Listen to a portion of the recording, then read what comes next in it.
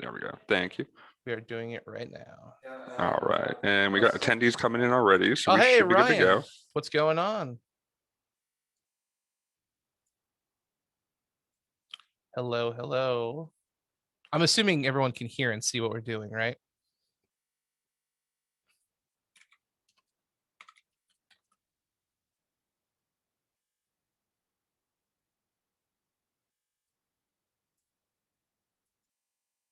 Oh yeah, I'm looking forward to this as well. Welcome, Maria. Welcome, Ryan. Good to see you. Hello, hello. All right, and just a reminder to people coming in that if they can pop questions into the Q&A tab, we'll try to get to those as soon as possible. And Jonathan, if you want at certain breaks, I can either give them to you, or if you want to keep an eye on it, that's cool too. Okay. I usually keep an eye on. I used to stream a lot, so I can kind of like go back and forth. Obviously, if I'm talking for a long time and someone has something that's relevant, feel free to just stop me and we can address the question. Sounds good.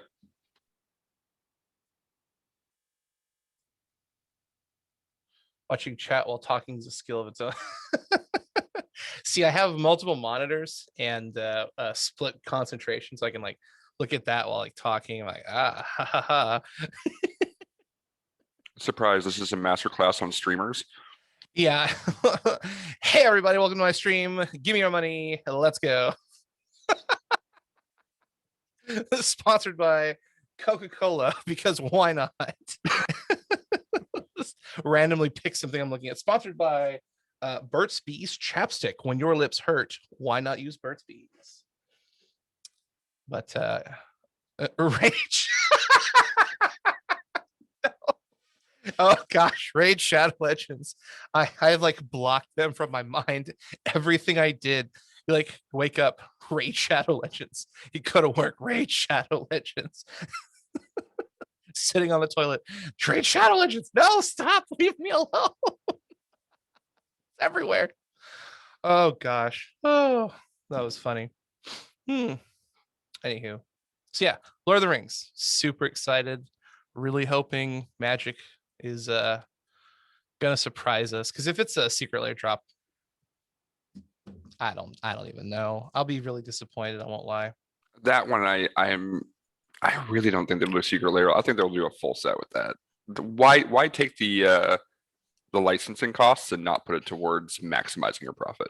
I would be so happy if it was like a Lorwyn style set. That would be, because they had tree folk, they had everything in that set that's relevant to like fantasy-esque themes. Oh, that's true. And we haven't been to Lorwyn in forever, since like, when did that set come out? Like 2010, 2011? It's been a hot moment. We also keep going back to Ravnica. We went to Theros twice. I mean, like, we're getting time spiraled again. Like, oh boy. Oh, people are so hype about that. So hype. Oh, I was starting to get really competitive during time spiral, so I'm just like, yes, this feels so good. And then the old art on newer cards, like the Path to Exile, I'm like, oh, so nice. My wallet doesn't appreciate this. From a marketing standpoint, 40K was not a great decision. Why not Age of Sigmar? Yeah, that's actually a fair question. Now that you bring that up, so if they get really spicy and they make the 40K set a commander set, and they do like Primarchs as the legendary creatures, I would be really, really behind that, because that would be super sick. Tap 4 red and cast Bolter. Yeah, you're not wrong. It'd be cool equipment though. That'd be so, oh man, like just Commander Warhammer, like the Tyranids, that would feel so good, like bugs and stuff. I think orcs would be fun too. So Conquest. No, I want high Eldar. That's all I need. Yeah, Eldar. Hate the space elves. Conquest. Oh, the FFG game. Yeah, I could see that being kind of a skadubule. David says, I'm an old school player, prefer original frames with original art, pre-8th edition. Well, Time Spiral Remastered is for you, my friend. They want you to spend $200 on a booster box because, ooh, hoy.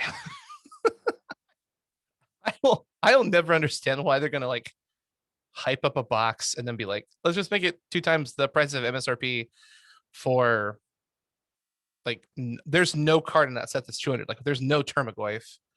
So But if you want the VIP boosters with the like all that, I'm the guy who's going to buy a card and play it for many, many years. So I don't need it to be super expensive, like stamped foil, reverse hollow, Yu-Gi-Oh style secret prismatic rare level. Like I just want the card, put in a sleeve, play it.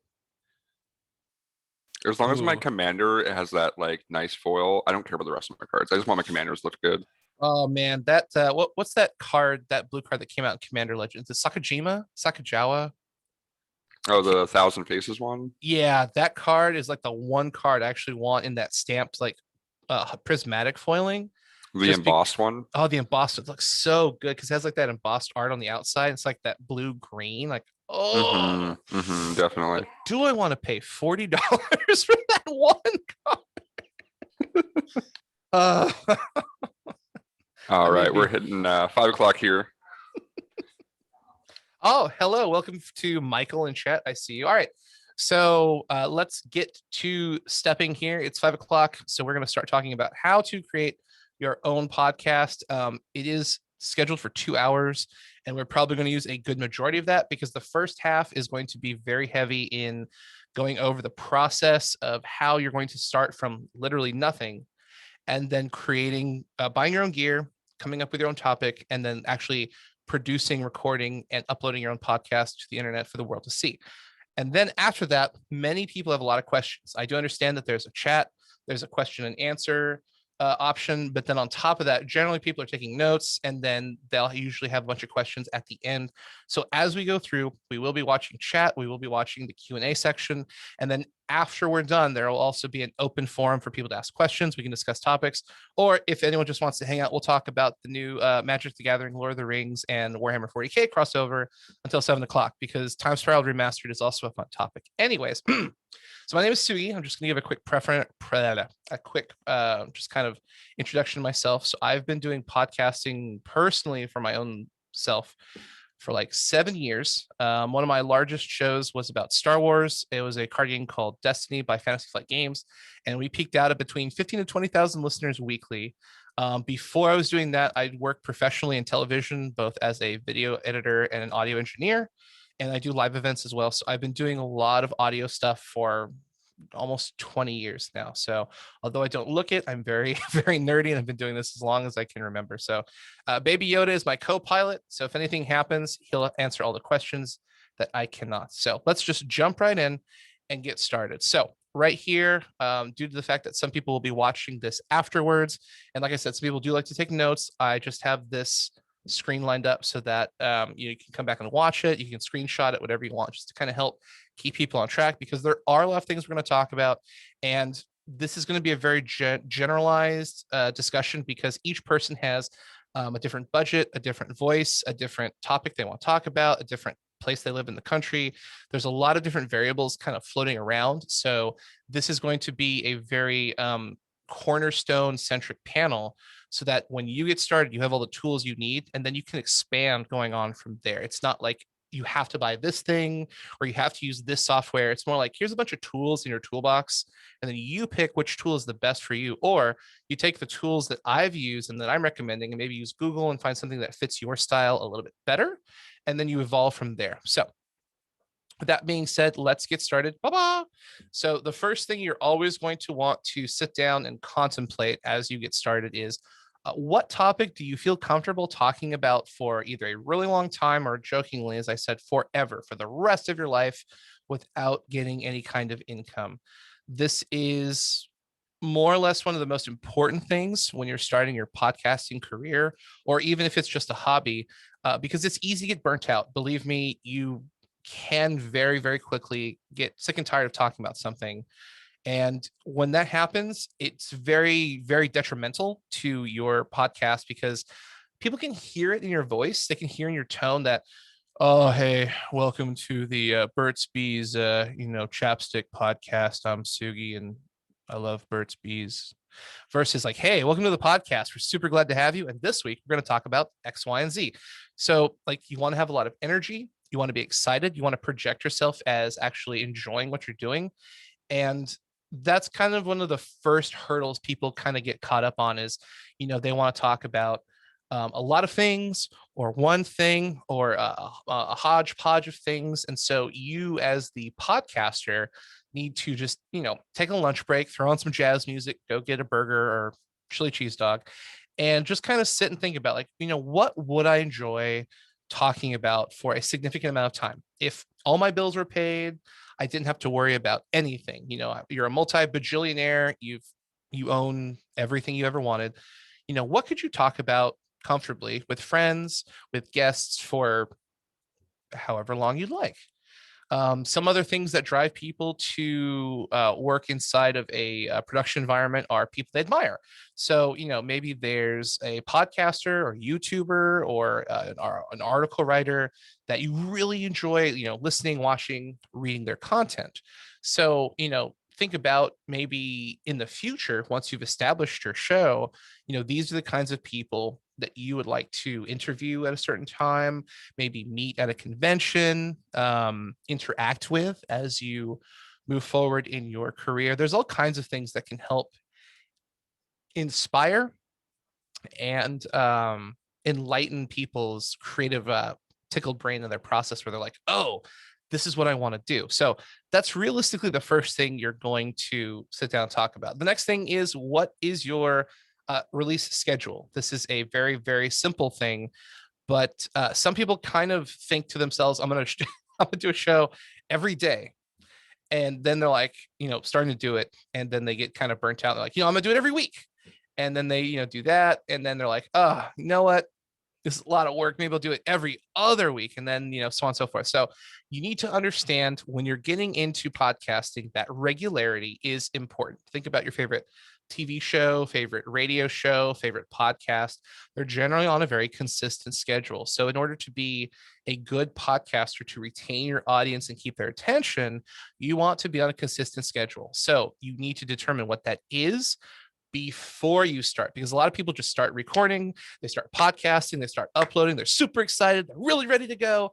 And then like a month after, they're like kind of tired, real life, work, family, kids, partner, spouse, whatever happens in reality kind of kicks in. You're like, maybe I should have like not just gone like full gusto, gates wide open, and then, you burn out super fast. So the average podcast is either weekly or every other week.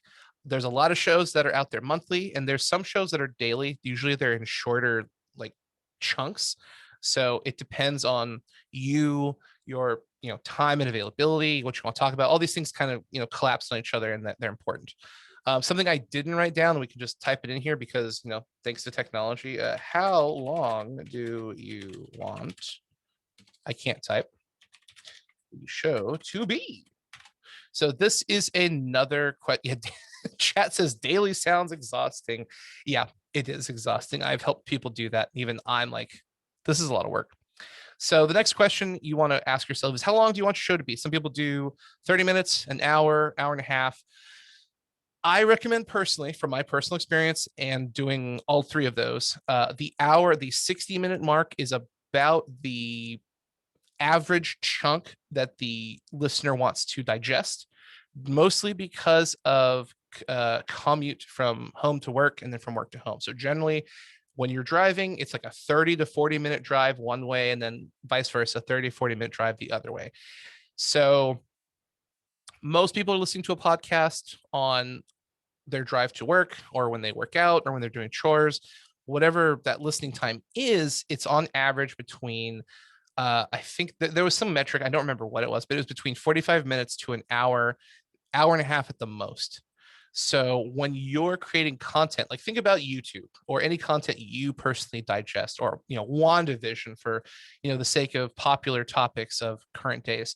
Usually these shows or podcasts or whatever you're digesting are very short, they're succinct, and they're to the point. You don't want to have this long drawn out show unless it's a very special or unique occasion, or for example, it's something that's relative to that content. So for those of you who play Magic the Gathering, you've probably heard of game nights from the Command Zone. You've got Josh Lee Kwai and Jimmy, and they do this 4-player commander game. The only reason I'm plugging that is that show is like at the bare minimum an hour and a half to 2-ish hours, because that specific niche content is that long. So what I'm saying is, if your content for your podcast is supposed to be really long, say you're doing like a role-playing game, like a let's play, so you and your mates are playing a game, you're going through like a one-off, that's fine. That constitutes for a much longer episode, as opposed to, I'm going to talk about this water bottle.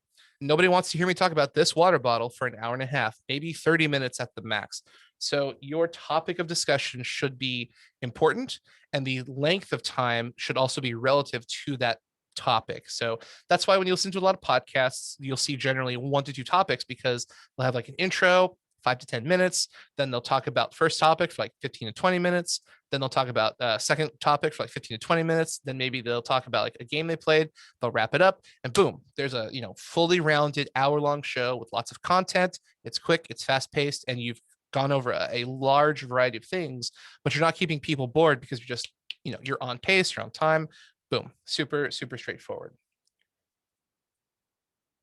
So the next thing we're going to talk about that's relative is, what kind of persona do you want to create? I see that there's a question in the Q&A from Jordan, so we'll get to that here in a moment. But what kind of persona do you want to create is very important, because it goes into this next question: is this family friendly or adult content?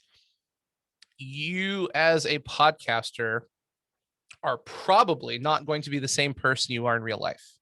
You will be similar. So for example, like if you meet me in person, I'm pretty jovial. I like to talk about food, games, Magic the Gathering, Pokemon, like whatever, Baby Yoda, you name it. So that's who I am. But usually when I'm podcasting or in front of a microphone, I'm a little bit more energetic. I'm a little louder, just because that comes across over camera a little bit duller than in real life. Like if I'm talking to you in real life, you can really pick up on what I'm doing, what I'm saying. But if you're just listening to me while you're driving or working out or doing chores, without some kind of energy and some excitement, it's not as grabbing. It's not as attention holding. It's not as interesting. So some people like to have a very special persona. Like if you ever do streaming, you might have heard of Dr. Disrespect. That's definitely a persona. I'm pretty sure that caricature is not how that person is in real life. Ninja, what's his name, Tyler Blevins or whatever. Like there's a human version of you and then a persona of you. So some people like to contemplate a persona-esque, like maybe you want to be like that grinds my gears guy, or you want to talk with an accent, or you want to yell really loud. There's always something interesting that's going on in terms of persona modification, variation, and stuff like that. So that's something you have to think about. Most people don't have a persona, and that's fine. I'm not saying you have to create one. I'm just saying that this is something to contemplate, because some people want to be a podcast with a persona, some people don't. Next question is this family friendly or adult content? This should be very simple, but surprisingly, a lot of people don't think about it. And so they'll just kind of record, they'll do a show, and then I see you, chat, thank you. And so what they'll do is they'll have like some shows where it's clean, and then some shows where they'll say adult words, and then eventually iTunes or Google or will hit them with an explicit tag. And once you get hit with that, it's actually very difficult to remove that tag. And some people go, oh no, what happened? I got hit with an explicit tag. So the moment people pull up your show, it says explicit content. And that can be a turnoff for some people. A lot of people have families, they have children, they're going to, work, or they're taking their kids to school. And it is very difficult to listen to an adult-oriented podcast or even adult-oriented content with children in the car. Generally, like, you can do whatever you want, but I'm just saying, like, most of the time when you have a family member or a younger family member and you see explicit content, the average individual will kind of shy away from that. Like maybe in private they'll listen to it, but the point I'm trying to make is before you ever start recording, you need to know, what topics are we talking about? How many times am I releasing this podcast? How long is this podcast? What kind of caricature am I going to have, if any? And is this family friendly, or is this going to have adult language and will be hit with an explicit tag, so that we don't get surprised? Because I've seen people start a podcast and they email me like a month later, like, hey, I got hit with this tag, how do I get rid of it? And it's really hard. Like you have to go through a lot of hoops, and generally at that point, it's not even worth it. So it's like, forget that. All right, so let's move on to buying your equipment. So this is the fun part, and this is going to be realistically the only part where you as the podcaster are going to need to spend money. And while we're doing that, let's take a break thanks to this cup of water in my hand.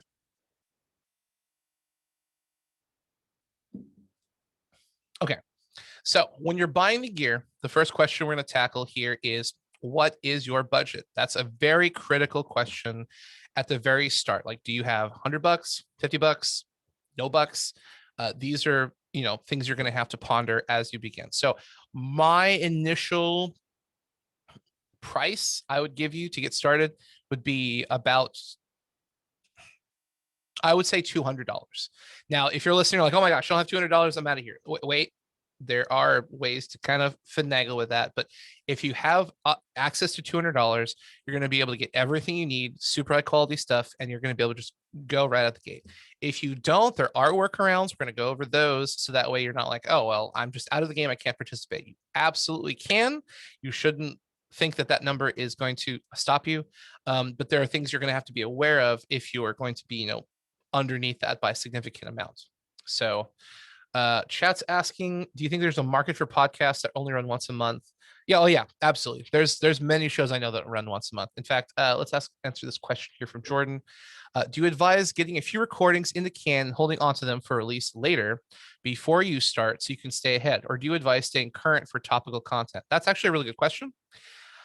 You can do both. So this highly depends on the topic your podcast is built around. So for example, I'm trying to think of something that's relative. Okay. So if you're going to be talking about like a television show, so WandaVision is a great show. I've enjoyed it.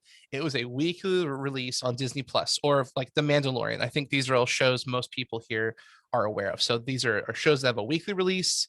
They come out, everybody watches it, and then the next week a new show comes out.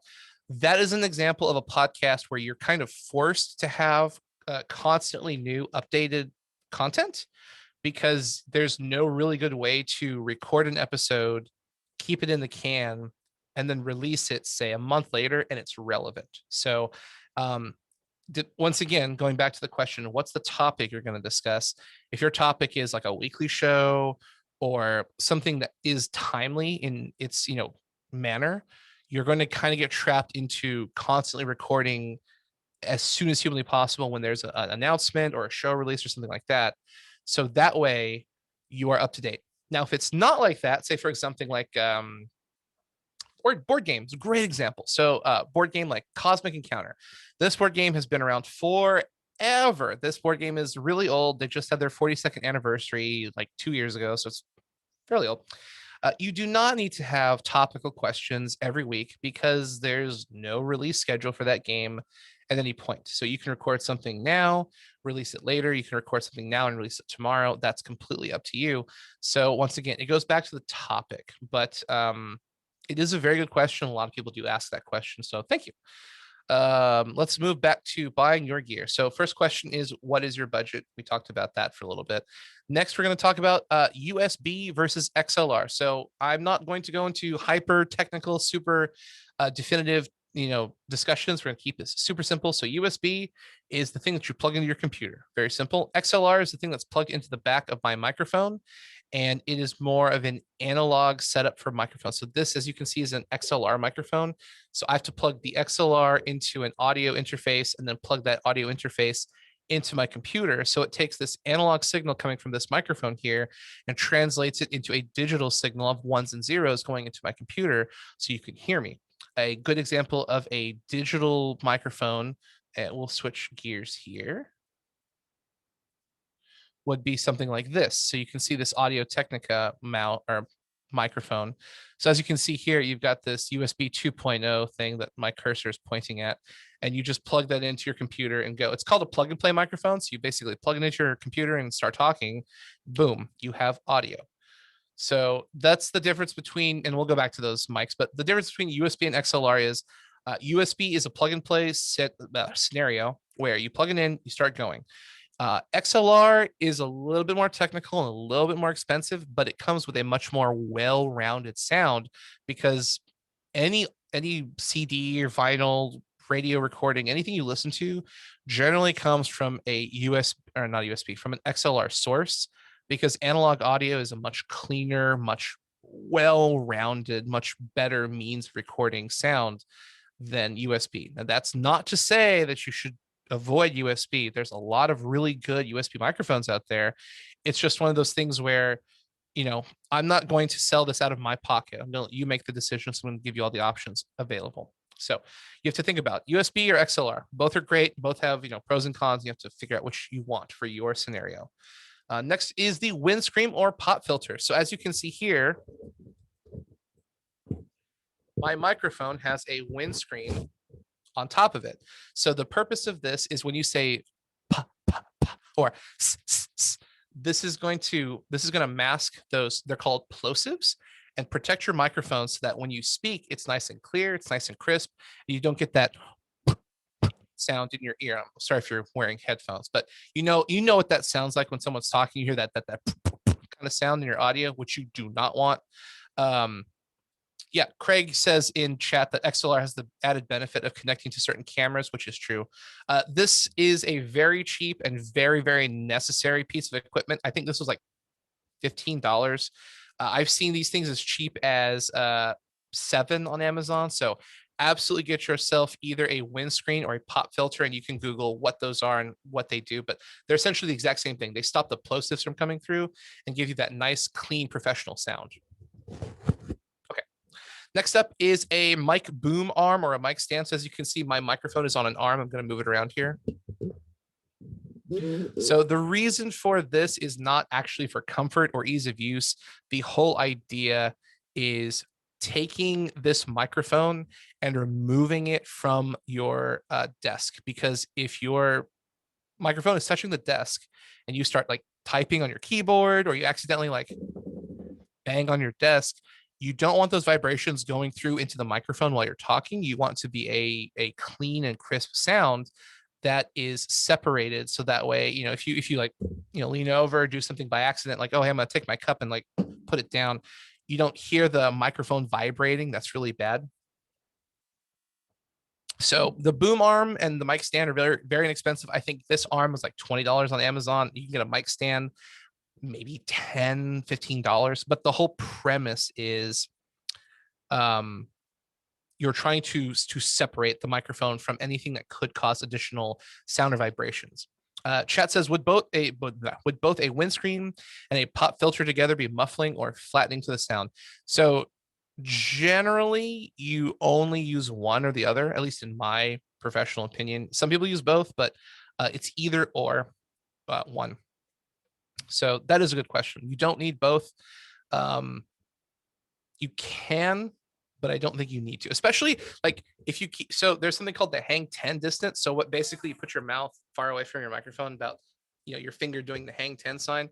The only reason I'm doing that is this microphone is rated where I can be really close to the mic or kind of far from the mic, and it's going to be okay.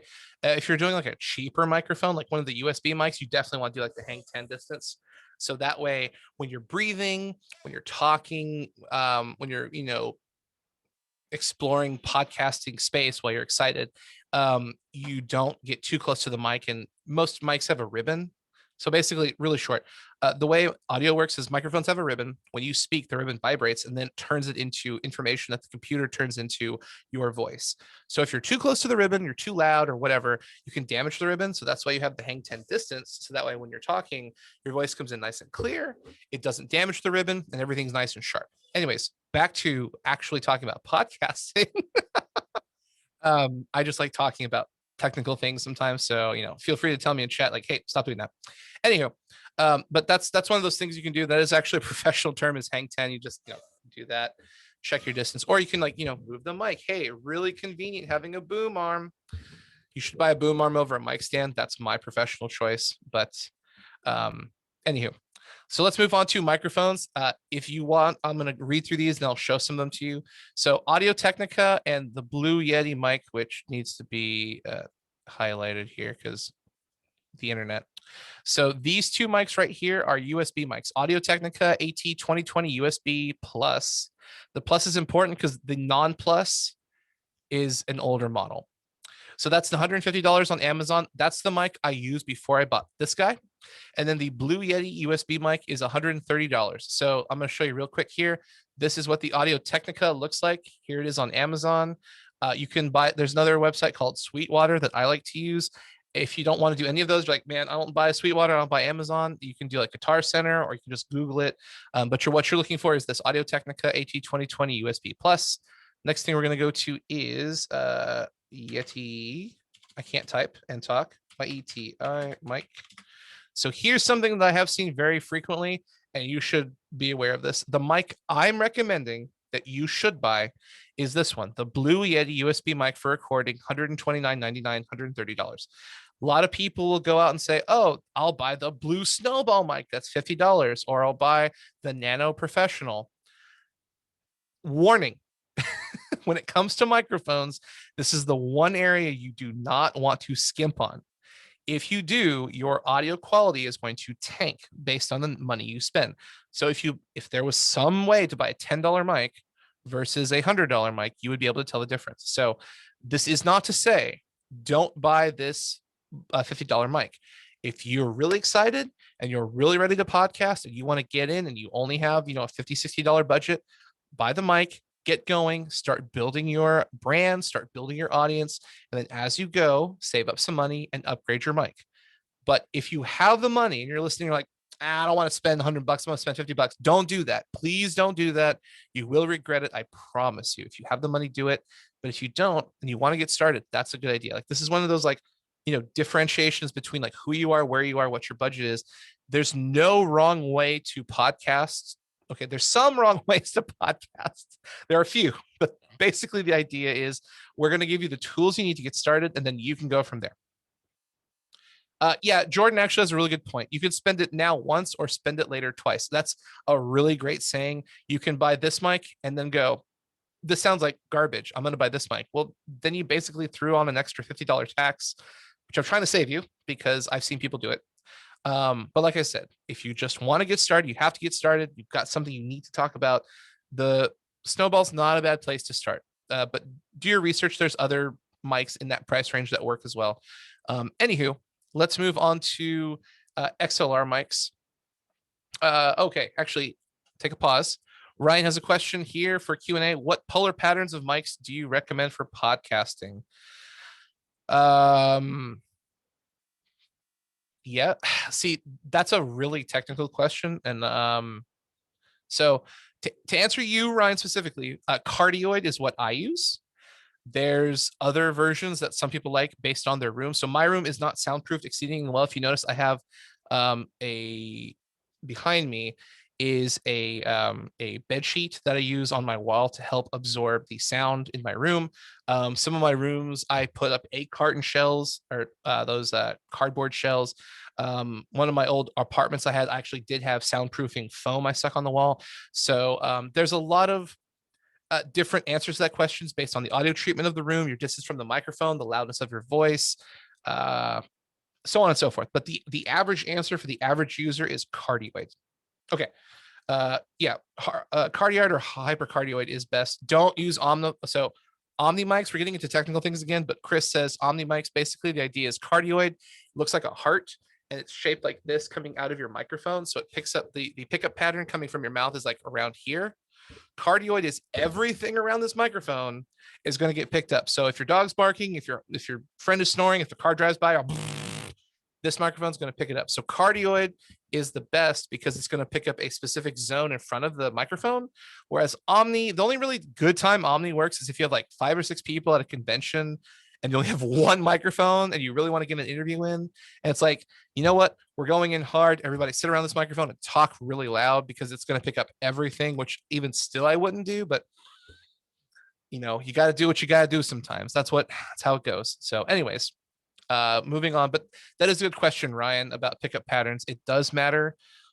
Well, for the average user, it doesn't matter, but there are times where it comes into play. But like I said, for the average user who's sitting at home in their bedroom or their apartment, it doesn't super matter very, very often.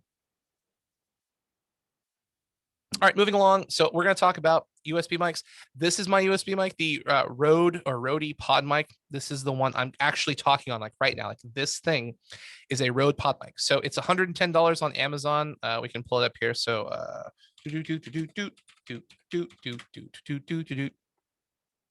so this is what it looks like. You can buy it on Amazon. You can buy it through Rode. You can buy it from Guitar Center, Sweetwater, whatever you want. MSRP is about $100. This mic is great. I love this mic. I'll probably use this mic forever just because it's so small. It's so flexible. It's so good. And I absolutely love it. However, as we said before, when you have a USB microphone, you can plug it into the computer and start going. When you have an XLR microphone, you have to buy something else to get your microphone into your computer to actually record the audio coming out of your mouth into the computer. So let's look up Focusrite.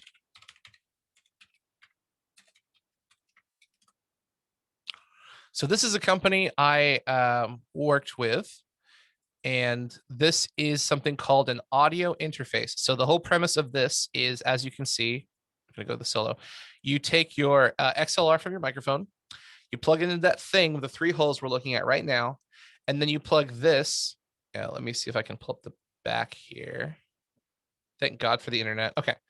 So right here, you see that there's a USB Type-C symbol on the Focusrite. So you plug that part into your computer and boom, you have an analog signal coming from this microphone going into the USB audio interface. You plug the interface into the computer, and then the computer recognizes that you're sending an audio signal with your mouth. And as you can see, it comes with Ableton, blah, blah, blah. So the reason why I bring this up is that if you're going to do an XLR system, yep, Alexander has a good point. Also handy for the amateur guitarist. Focusrite is a company that's based on recording both music and professional audio. So you could do like news, you can do sports, or in this instance, this is based on podcasting, which is great for all of us who are watching. So the idea is you plug in your, your microphone, or you plug in your guitar or whatever else device. If you buy it, for those of you who are musicians, if you buy the 2i2, so the solo only has 1 input. The 2i2 has 2 ins, 2 outs. It also has a 1/4 inch in, so you can plug in your guitar or bass directly. You don't have to run an XLR mic, so on and so forth. So anyways, with that being said, oh, you can also run 2 mics. I've actually done this. I've gone to a convention or someone's house, plugged in 2 mics, put our in-ears in, and started recording, doing an interview. So I have the 2i2. Most people only need the solo, but you might invest in the 2i2. So anyways, the price point for this is Amazon. So it's $169.99 for the 2i2 that you don't need. It's $119 for the solo input that you do need. So it's a combo here where you buy the pod mic and you buy the Scarlett together. So this is going to be about $250, but you're going to have a much, much, much cleaner sound coming out of your Scarlett versus a USB mic. Once again, that is not to say by any means like the USB mic's terrible, don't buy it, it's trash, don't waste your money. Like a USB mic sounds great. The XLR mic sounds better. It's just the reality of how audio works in the digital and analog spaces. If you're just going to get started and you don't really want to get into the XLR ecosystem and you don't want to deal with all that stuff, you just want to plug it in and start going, buy a Blue Yeti and you're done. Like it's super simple. And obviously an arm and a windscreen so that you don't have your pop sounds. But the reason I say that is because once you've been recording with USB for many years, eventually you do want to upgrade to XLR, because at that point you've kind of gone to that upper echelon of recording. You sound more professional. It just comes off a lot cleaner, and I like it. It does come up to some people's likes. I know, believe you me, I know a lot of people who do podcasts who have many thousands of listeners and they're still on a Yeti and they love it and they sound great. So when I'm saying all these things about, USB versus XLR, I don't want to sound like I'm, degrading either. I'm just letting you know, like, it's your personal preference. They both work and they have great, great, great opportunities for podcasting, depending on, which piece of equipment you use. Okay. So let's talk about headphones. This is the other thing you have to buy. It's going to be really hard to talk to people and not be able to hear it when you're editing. Ta-da! Or if you're doing an interview, or if you have a co-host or a plethora of other things. So Michael asks in chat, any thoughts on refurbished equipment? As long as it comes with some kind of warranty, where if it doesn't work or you have like a time frame to test out the equipment, I'm fine with it. I've used refurbished equipment, but if it says like no refunds, if you buy it, you're on your own. Like, don't do it, because I don't trust anyone if they're trying to sell something with no refunds. That's just my personal take. If it's if it's a friend, it just depends on the situation. But if it's like buy this, okay. If it's too good to be true, it's probably too good to be true. So if it's like, hey, that microphone that Sugi was talking about, that was like $130, someone's trying to sell to you for $20, but no refunds, very sketchy. Also, it could be stolen. Again, very sketchy. If they took like 20% off and they said, hey, you have like a week to try it out, sure, that's probably fair, because that way you have enough time to like, maybe, record a podcast or maybe play some League of Legends or stream, or you have enough time. 7 days is plenty of time to record, kind of run through it, make sure the cable's working, make sure everything's powering up properly, and then you'll be fine. And so on and so forth. Let's see. I'm going to say her name so wrong. I know that your last name is Edgerton. So Lucretia, I'm so sorry, but I already have a Blue Yeti, but I want to run a podcast with 2 people. Do I need to make the jump to XLR and the 2 input? Excellent question. So to answer that, first off, you'll have to type in chat. Do you have 2 people in the same room, or are they 2 people in different places? That will help me a lot, because I can answer that question. I just need to know where the 2 people are located. Okay, so moving on, and please keep the questions coming. I can definitely go back and forth. So headphones. Oh, okay. Same room. So 2 people are in the same room. Ooh. So what you can do, there are 2 options for this scenario. There's actually 3. So let's say we're going to use this mic, for example. So you have 1 mic, 2 people. How do you do it? What you're going to want to do is when one person talks, so I'll pretend I'm me, and we'll pretend this water bottle is person number 2. So for a very this is going to be weird, but for a very clean cut of audio where there's no overlap, you're going to want to talk. So for example, hey, how are you doing today? The first person should take a short breath, and then the second person should talk. That allows you as the editor the space you need in the timeline to cut out the space between the 2 people, and it sounds like a natural conversation. So in post-production, everyone's going to say, man, that sounds like you guys are having a conversation. In reality, it's going to sound like this. Hey, how's your day today? My day was really good. How about yours? I was driving down the street and I felt like having a, McDonald's burger, and, I decided to go and buy it. So basically, like, when you're done editing, it sounds like, you're having a back and forth conversation, but in reality, there's that bridge. So that way there's no overlap and there's no opportunity for someone to like step on someone else. If you have 2 people and 2 microphones, what you definitely want to do is have some kind of divider. So you can buy like if you have Amazon, you can take one of those cardboard boxes and like split it down the middle and like put a cardboard box between you and your person talking, and then have yourselves talking in different directions. So like, don't look at each other. Look apart from each other. So basically, you don't want the person talking, their voice, to come into your microphone, and vice versa. So basically, you want to try and keep each other away from each other. I know I'm kind of stumbling over my words, but basically the point I'm trying to make is microphones. There's so many things to talk about here. So we're going to backtrack for a second and then we'll figure this out. So when we talked about the pickup patterns for microphones, this is actually important for your question specifically, because the pickup patterns for microphones affect the way they pick up audio. If you have multiple people in the same room, you want to use the tightest pickup pattern. So that way you want to be close to the mic, in front of the mic, and it picks up just your voice, which the Rode Pod mic is specifically designed for. And that's why I bought it, because if there's someone else in the room with me, I can talk directly into this microphone and have someone sitting maybe 5 feet away from me. And if they're also on a Rode Pod mic, we can look at each other and talk to each other, kind of like you see during radio interviews. and it's going to pick up both of our voices separately without bleeding into the other person's microphone. If your microphone isn't built for that specifically and it doesn't have the same pickup pattern, so you're using, say, like hypercardioid or cardioid, there is an opportunity for your microphone to actually pick up the other person's voice. So if you're talking and they're talking, you can have like bleed over. So the reason I'm saying what I'm saying is, if you have a cardioid mic pickup pattern, you want to have you and your other talent separated and try and have something in between you so that your voice isn't going into their mic.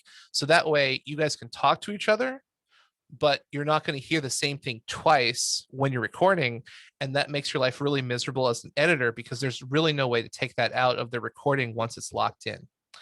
So hopefully that helps. The other thing you can do is you can just have two mic. I mean, like, obviously this is very uncommon, but you can have two microphones, two people, two separate rooms, and then you just have a link with audio. So you go over, we'll talk about this in a little bit, but you do like Skype, you can do Zencaster, you can do Discord, where both of you can hear each other, but you're recording separately. So that way you have a communication line, but once again, audio is not bleeding into each other. So anyways, another question from chat from Jake. What about lav mics? Lav mics work. Lav mics are not specifically designed for podcasting. They're more or less for television, where you're not using your shotgun mics. You have two people talking to each other, doing like an interview or whatever. You've seen lav mics plenty. It's that little mic that's like clipped onto someone's blazer or their shirt or their neck right here, and looks like a little bitty black thing. That's a lav mic. It's really tiny. It doesn't have a great pickup pattern for voice. It's not well-rounded. It does work. Like, once again, don't let me say this and you think, oh, lav mics suck. Lav mics have their place. They're just kind of meant for something different, as opposed to like a broadcast setup that we are talking about here. So anyway, let's move on to headphones. This is actually very important. There's open back and closed back. So I have a pair of Sennheiser. They don't make these anymore. These are the 598s. They make 599s because, every year. So these are a pair of open back headphones. They just put them over your head and you can listen to things for a long time. And then there's closed back. Those are the things that look like the headphones that people wear. Have you ever seen people that have like small children? They have those headphones to protect their hearing so they can't hear loud sounds. Or if you've been on an airplane and you see those traffic control guys that have those big earphones that are covering their ears, those are what are called closed back. So really quickly here, open backs are, this is like the too long didn't read, like super short explanation.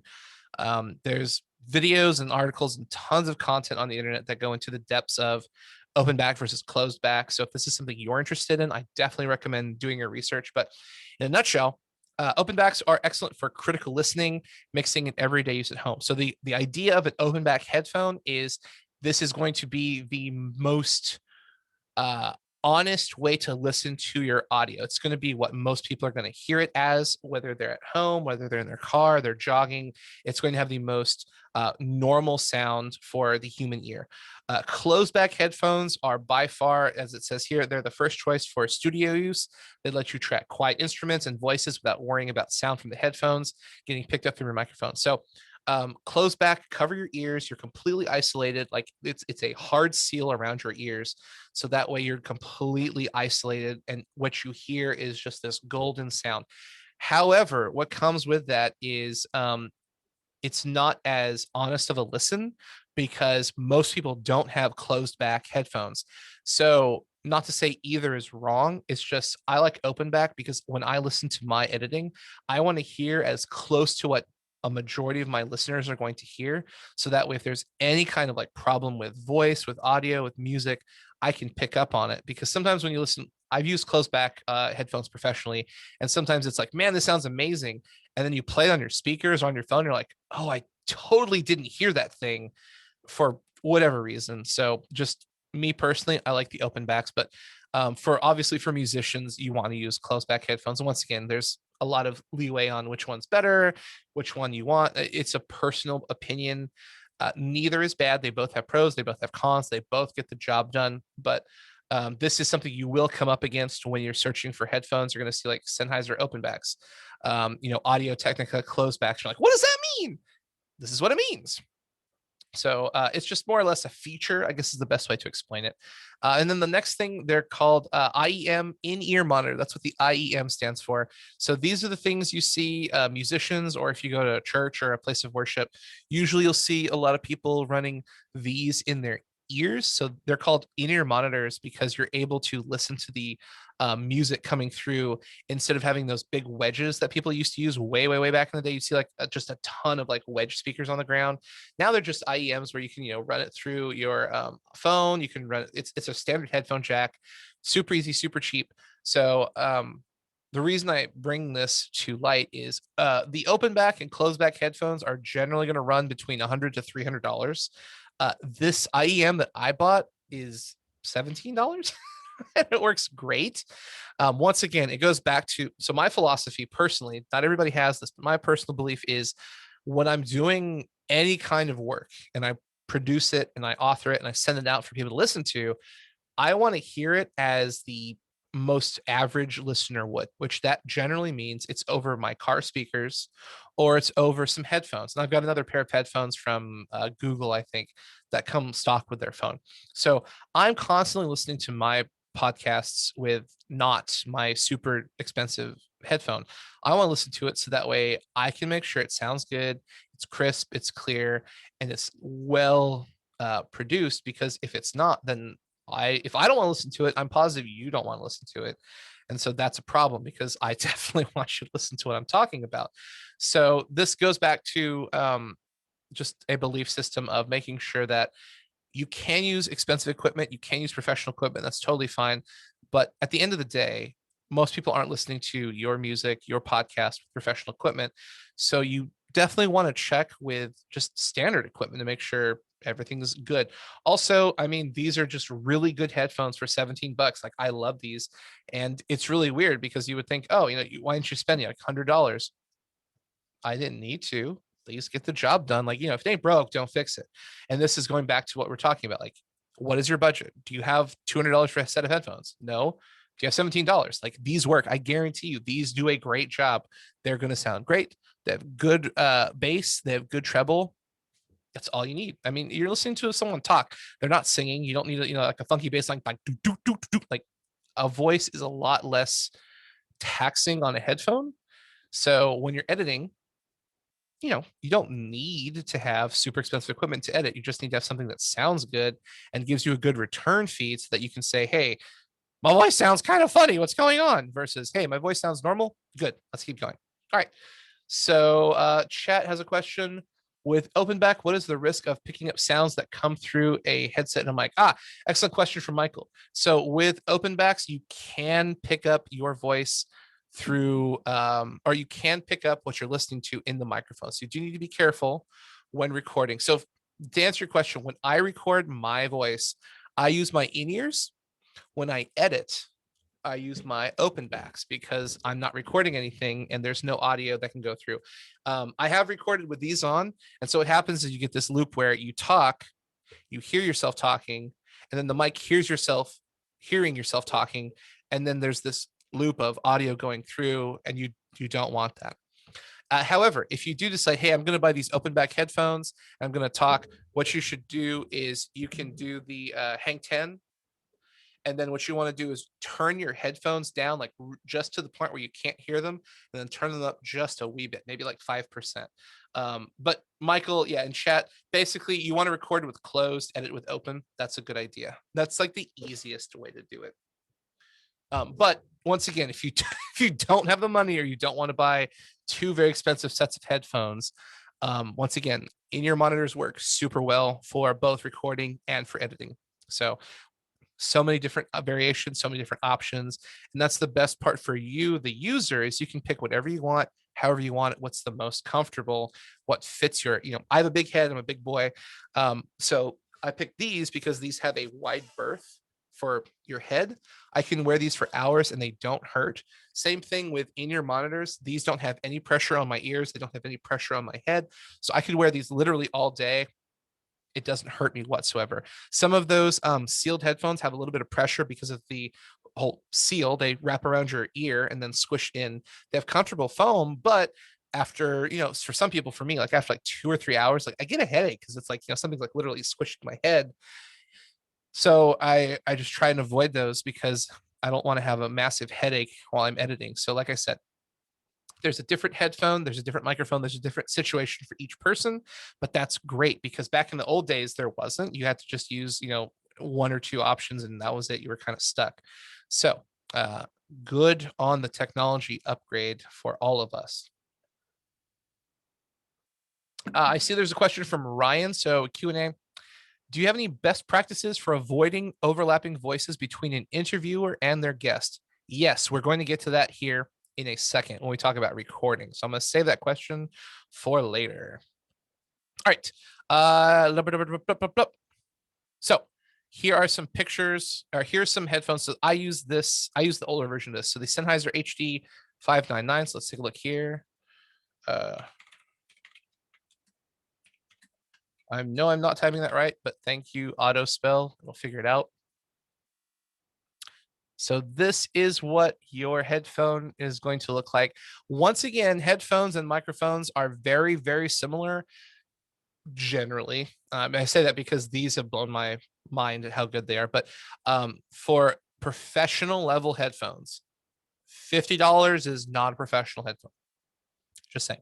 Like I know also, yeah, these are not professional IEMs by any means. They're just really surprisingly good, cheap IEMs. Excuse me. So you're going to look at about $200 to $300 for a professional grade headphone. Sennheiser has been around forever. They have one of the best names in the industry, and I'm talking about like the audio industry for like music, for production, for orchestras. A lot of people know Sennheiser. A lot of people use them. They're very, very good. So this is a company I highly recommend. You will not be disappointed. So this is the like I said, upgraded version of what I have, $200. It's a $50 discount right now on Amazon. I'm not being paid to say any of this. I'm just telling you what I use and how you can access it as quickly and easily as possible. The next headphone so that's an open back. This is a closed back, the Audio Technica ATH. I'm going to just copy paste this because that's a way smarter way to do it. Yeah, Chris says Sony V6 or 7509. Sony is an excellent company. Sony is like one of the de facto headphone companies in the world. You will not be disappointed. They're very expensive, but they last forever and they sound so, so good. Audio Technica, the ATH M50. You don't want wireless. Don't buy wireless, please. Okay. So the wired version is cheaper, as it should be. Okay, there we go. $159. This is an industry standard headphone. A lot of musicians and artists use this, as do podcasters and radio stations. This is something you actually will see people use in videos with interviews or people doing music videos and things like that. So once again, $150. This is an industry standard headphone. This is a closed back headphone. So once again, there's a difference between this and the Sennheiser I showed you. It's going to have great tonal frequency. It's going to have a great bass. It's going to sound fantastic. You will not be disappointed. $150. So, between $150 for your headphone, $150 for your microphone, you're looking at $200 to $300, depending on what you're going for. And then here's the Mi Audio M6. I'm going to just show you this company because I didn't believe this would be a good company. I'm not going to lie. I was like, there's no way an in-ear monitor for $17 is going to work. I was shocked. I'm not going to lie. I was just blown away at how incredibly useful this was. Once again, there are in-ear monitors that are, $90, $100, $200, so on and so forth. Those are high-grade professional level IEMs and they work. They're going to sound much better than a $16 pair of headphones. But the point I'm trying to make is if your budget is, I have $100, okay, maybe, save up a little bit and then you spend $150. You get these headphones for $16, $17, and then you get your microphone for $130 after tax and shipping and all that stuff. It comes to about $150. You have a professional grade sound, both an audio and listening recording, and you're good to go. So that's the point I'm trying to make is there's a wide berth of budget. And I'm trying to give you, the best options for the tail end and the high end and everything in between. Yeah, Chris, there's one of the cool things about technology is there's always a very inexpensive thing that exists that does exactly what you need. So never, ever, ever look at something and just discount it because, oh, this guy I listened to at ReaperCon said you have to buy $200 headset. I'm just saying that a $200 headset does phenomenal things because it's a professional grade piece of equipment. But when you're listening to someone talk, let's be honest, one voice or even two voices is not like super harsh in terms of like recording and editing, as opposed to like a guitar, a bass, a drum line, a singer. Like that is a very sensitive set of musical accoutrements. So it needs to sound good. You need to hear it well, and you need to edit well. When I'm talking, I'm not, hitting high frequencies, low frequencies. I'm not dropping a beat. I'm not like I'm not doing any of that. I'm just talking like a regular person. And if you think about it, when you talk to a regular person, you kind of sit across from them and you listen with your ears. When you listen to music, you listen to headphones. So that's kind of, in my thought, the philosophy of like, you don't need like super good headphones to listen to somebody talk to you, because you don't do that in real life. And when you're listening to music, you generally do listen with headphones. And that's where you really want good headphones. So yeah, also Eric has a good point in chat. If the cheap ones break, you can replace them, as opposed to like, if these break, I would cry, because these are um really, really good. I think I've had these for like 5 years and they still work amazingly like they did on day one. So anyways, I know we're approaching the hour length, I believe. I think we can go as long as we want. Correct me if I'm wrong, chat, but I think we should be done with the next hour. But if you need to go, I definitely guarantee that this is being recorded into the cloud and there will be more stuff to go over. But I understand, you've got, dinner, lunch, family, things that are way more important than listening to some guy who drinks from a Bucky's cup. Hey. But anywho, let's jump right back in. So now we're done with all the gear. You've got your microphone, you've got your boom arm, you've got your little protective thing here from coming out of your mouth. You've got headphones. So now what do you do? Well, here's the fun part. You get to record it. Got him. So recording the podcast is very, very easy-ish. A lot of people think it's as simple as hitting record and going, and that is somewhat true. But let's talk about the different forms of recording your podcast. Michael has a question I have to run. But can I ask a question that's a bit down the road of your presentation? Yeah, Mike, you can ask a question if you want. Yes, absolutely. So recording the podcast, here's a couple things you need to contemplate. Is this going to be a solo show, or are you recording with other people? I do a solo podcast where it's just me, and then every once in a while I bring on a guest. So I don't need to have recording software that's specialized unless I have a guest on. So what I mean by that is, if I'm going to have you're watching me. So, hey, we're going to have a podcast together. So let's record. How do you do that? Well, Discord is very easy. We have all used Discord. In fact, we're all on the Reaper Discord. So thank you, Reaper. Shout outs to you guys. So if you've probably seen, or you haven't done this before, there's these voice chat rooms. And what you do is you click on it, and then multiple people are in the room and you can all talk to each other. Well, Discord is smart, and they created a bot where you can also have the bot record everyone's chat, and then it records it to your computer, and then you edit that, and then it's a podcast. Super great. Something else people have probably been using due to COVID is Zoom. You have a Zoom meeting, you can record the audio, you can even record the video, and then you can turn it and produce it into a YouTube video, into a podcast, whatever you want, all kinds of stuff. OBS is open broadcast software. It's a free piece of software. You can just Google OBS. And it has the ability to take an audio input, such as your microphone, and record it. You can also have audio inputs from other people. So for example, you can have Discord as one audio input, so that would be your guest, and then your microphone is a second audio input, and that would be you, and then it just records them. So you can individually change people's levels or EQ or things like that, which is really nice.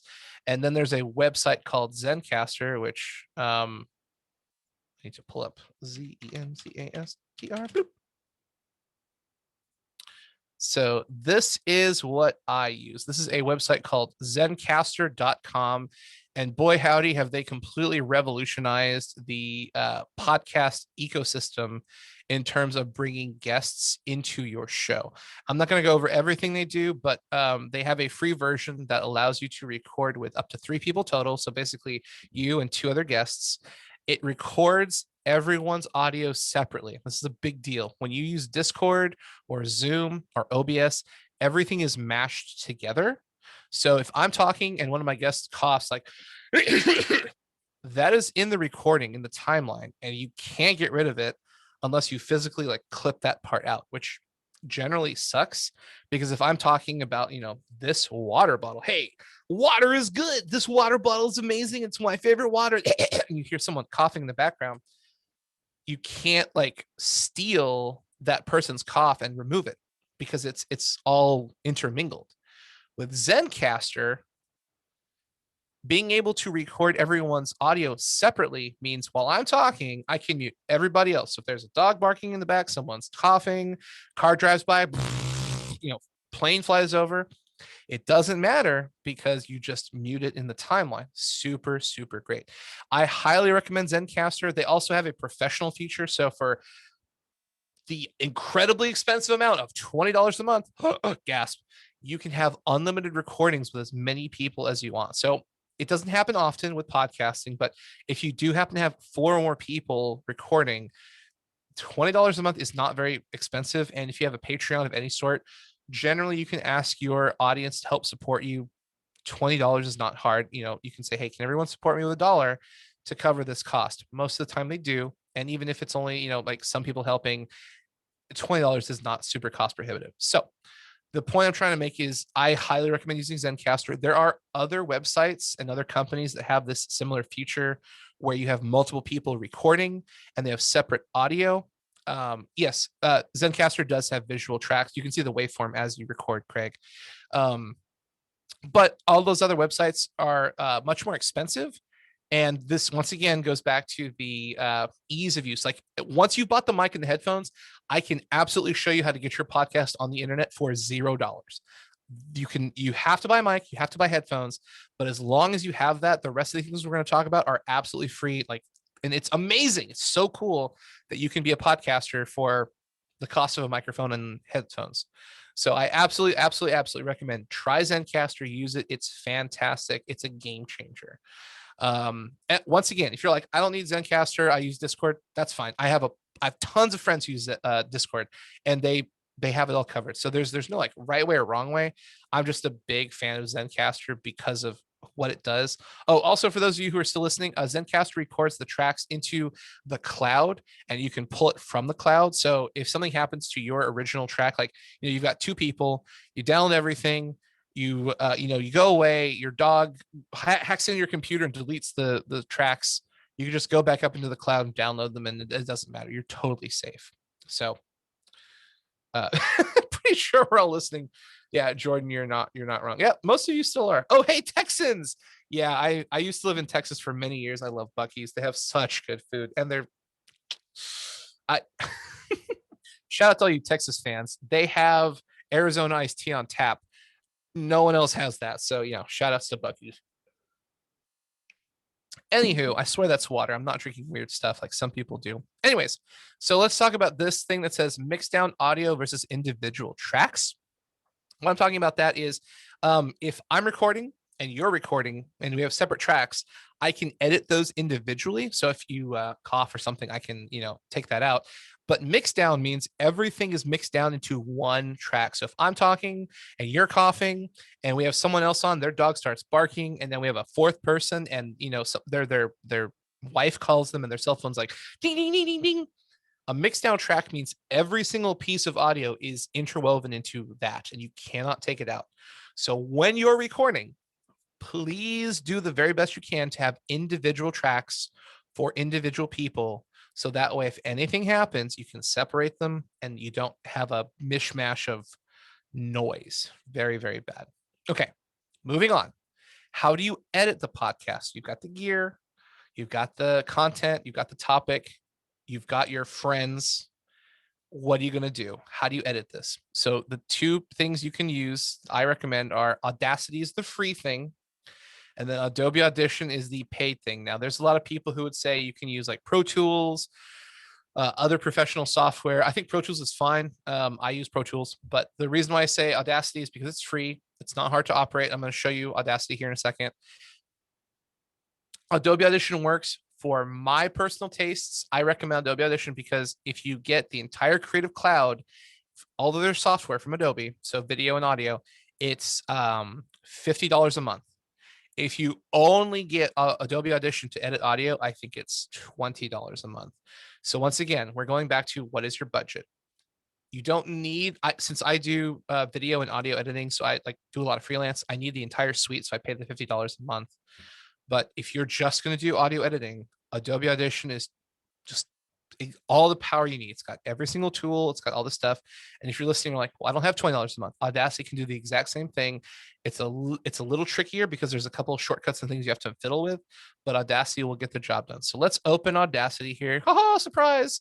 I had it prepared for you. So I'm not going to go over how to do every single edit, every single thing in Audacity, but I am going to show you some tricks and get your feet wet. If you want to learn more, YouTube is going to save your britches because there's so many people on YouTube that have done tutorials. They've shown how to do X, how to do Y, how to do Z. We just don't have the time. We could easily make this a panel. How to edit a podcast, but we're not. So anyways, in Audacity, once again, this is free software for those of you who are listening, free, $0. Like it's going to cost you nothing. Super exciting. So you go to audacity.com, you download it, it's open source, fantastic. I have the dark theme on. It normally comes with the light theme, which makes everything white, but because I don't want to blast my eyeballs with bright light, I turned it into this dark theme, which looks like it's from Halloween. So anyways, what you're going to do is you can see here, this is my voice. This is someone else's voice I was doing an interview with.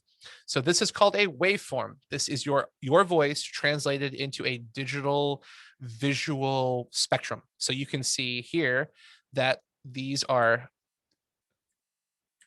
little waveforms of my voice. When I talk, it goes up, it goes down, it goes up, it goes down. So what you want as an audio engineer is you want it to be fat and you want it to be flat. So see here, right here where my cursor is, you see these little peaks. You want those to all be about the same height. See, right, like right here, it's really tall. And then right here, it's really low. And then right here, it's really tall. And right here, so it looks like this, roller coaster of peaks.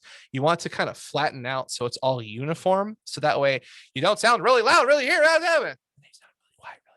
Like you want to all be kind of uniform. So when you're talking and people are listening, it's about the same volume across the same space. So what you do is you highlight your entire track by clicking anywhere in this gray area. You go up to effect, and then you're going to hit compressor. And once again, I'm not going into all the details and all the technical things, but you're just going to hit OK. What the compressor does is it takes the loudest parts of your voice and it reduces it. And it takes the quietest parts of your voice and it expands it. That's the TLDR. Once again, it's an extremely technical thing, but I'm not going to go over it. So once you apply your compressor, and you're going to see visually, you're going to see my waveform actually get bigger and flatter. You're going to want to do that to every single person's audio in your timeline, because that means that you have a starting point where everything is nice and fat, everything is nice and flat, and everyone should sound about the same. So see, visually, everything expanded, and we'll do it here on this one as well while I'm talking. So go to effect again, right up here, go to compressor. These are my personal settings. These will not be the settings you get. So your threshold is -3, your noise floor is -40, your ratio is 2:1, and the other two are standard. And you hit OK. So the whole premise of what you're doing here is getting your audio to be uniform. So that way, when I talk, when my guest talks, they sound about the same. Now, you don't want to use just the waveform as a visual representation for audio. You need to listen to it as well, because I have friends who have very deep, loud, bassy voices. And so they naturally sound louder than I do in this timeline, even though our waveforms might be similar height and similar width and similar fatness. They just, so see, this expanded, the audio has grown. People's voices sound different, and the waveform doesn't always represent that. So once again, when you're editing, listen and make sure that you and your guest and whoever else is talking sound about the same. If you're a little louder and they're a little quieter or vice versa, that's okay. But what you really don't want is this. Hi, I'm talking on the microphone and I'm talking about this thing on podcast. Let's talk about this water. And this is my guest, the guy who made the water. hello, I'm the guest who made the water. I love this water because it's so delicious. Once again, we've heard plenty of content where you have this wide disparity between people talking, and you're turning one person up, you're turning one person down. That is bad editing. Don't do that. Make sure everything is uniform, not perfect, but similar. So that way, you're okay. Like if you find yourself like turning people up or turning people down, once again, that's a good kind of feedback test or litmus test that something's not right. And if you're doing it, they're going to do it as well. So, anywho, that's kind of the nuts and bolts of what I was going to go over here with Audacity. So let's pull up Adobe Audition. Once again, this is a podcast I did. So real quick, the one big thing, once again, this is not me selling you Audition or telling you don't use Audition. So let's go back to Audition real quick. Boop. So with Audition, I can't physically move this waveform. Like it's kind of locked in the timeline. So if you need to scoot something like forward or backwards, you have to like physically like go in and like remove a piece. See how it's kind of scooting in? Or I can like copy, oops, not that. Copy, paste. So in order to like scoot something back, I have to copy dead space and then paste the dead space to scoot it backwards. Or if I want to bring it in, I have to delete space, which is somewhat tedious. Or in Adobe, I can just grab it and drag it wherever I want. So for those of you who are editing in Audacity, and I did that for about 4 years, moving to Adobe is nice because you can just click, drag, and scoot the audio file anywhere you want. Whereas here in Audition, if I want to scoot this back, I have to copy this dead space and then, click here and scoot it back some, or, oh no, it's too far. Okay, well, how far is it too far? Well, it's like that. Maybe some more. Okay, maybe some more. So hopefully you can visually see the one somewhat detriment of Audacity is you have to like copy paste to like scoot your stuff around. Otherwise, they work exactly the same. But that's the one thing I tell people, like, you're gonna have to get used to like adding and subtracting space in your timeline to physically move your pieces of audio. So anyways, back to Adobe. It's exactly the same premise. You can color code your tracks. This is obviously a lot more stuff than what I was using in Audition. But as I take a drink of water from my throat, the premise of editing is exactly the same, whether you're using Pro Tools, whether you're using a free Audition, Audacity. You're going to go in, you're going to cut out the gaps so that way it sounds like a well-rounded, cohesive discussion. So there's no long gaps, there's no long or you're going to cut out all that stuff. So it sounds like you and the person you recorded with are having a clean discussion like you would if you were talking to someone in real life. It's a very simple process. Editing is incredibly simple. It's just time consuming. That's the big thing people don't realize is it's going to take a lot of time going through, and you're going to zoom in where your cursor is here. Okay, like here's some dead space. So we're going to cut this out. Okay, then I got to cut, like this is a little. So then we're going to, scroll down here and like, oh, here's a gap. So we're going to cut that out. And then here's, some more gaps and like, oh, so on and so forth. You're going in and you're just kind of editing out all the little things that don't work. Same thing with Adobe. You're going to come in here. You already can see it. I've made all these little edits here. There's an edit, there's an edit, there's an edit. All these little lines here represent an edit where someone was like, or just stuff that happens when you're editing. People do that. That's totally normal. So once again, we're not going over through the process of how to edit. I just want you to physically see what these pieces of software look like. Again, for Audacity or for Adobe Audition, YouTube is your best friend. Absolutely look them up. They will be of great service. So moving along, let's talk about the end, and then we'll open up the room for questions. Uploading the podcast. So you've recorded it, you've gone through and you've done some editing. Where do I go? What do I do? So the way podcasts get into your mobile device or, on YouTube or whatever, something called right here, RSS, which stands for Real Simple Syndication. I don't know why they call it that, but that's just the term they use. So when you upload a podcast, the podcast provider is going to create something called the RSS feed. So I'm going to show you the back end of my podcast.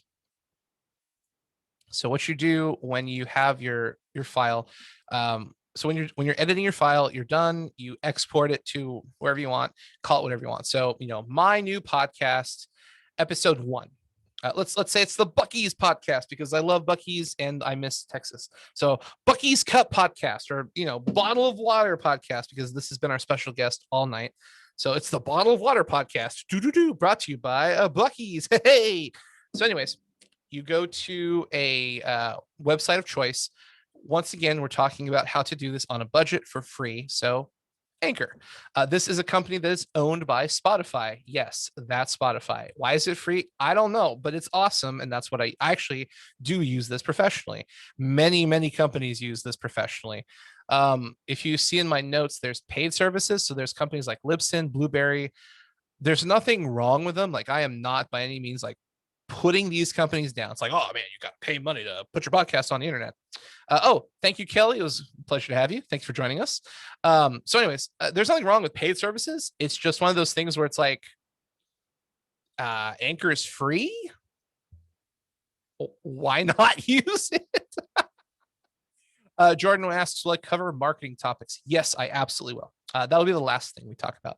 So anyways, Anchor and Shout Engine. So before Anchor was on the scene, there's a company called Shout Engine. So I sometimes use Shout Engine. So the reason why I say this is Anchor is owned by Spotify, and they give you this free way of putting your podcast on the internet. Great.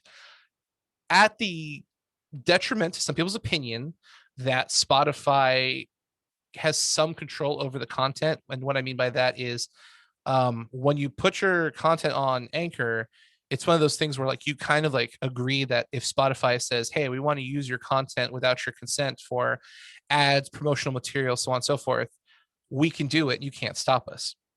I don't have a problem with that. If Spotify wants to like do free advertising for me, be my guest.